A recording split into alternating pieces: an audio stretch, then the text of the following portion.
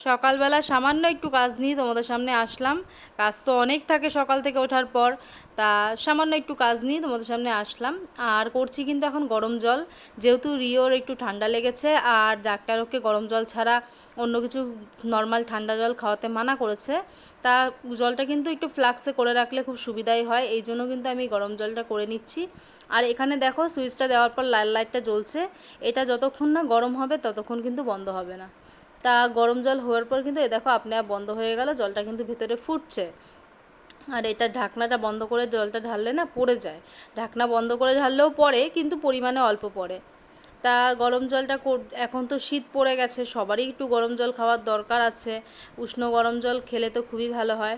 তা আমিও তাই জন্য একটু করে রেখে দিচ্ছি, যেহেতু সবাই খেতেও পারবে আর রিও খেতে পারবে, সবারই কাজে লেগে যাবে। তা তোমাদের ভিডিওটা কেমন লাগলো অবশ্যই কমেন্টে জানিও। যদি আমার এরকম অনেক কাজের ভিডিও তোমরা দেখতে চাও, তা আমি তোমাদের সাথে শেয়ার করতে পারি, তোমরা আমাকে অবশ্যই কমেন্টে জানাবে।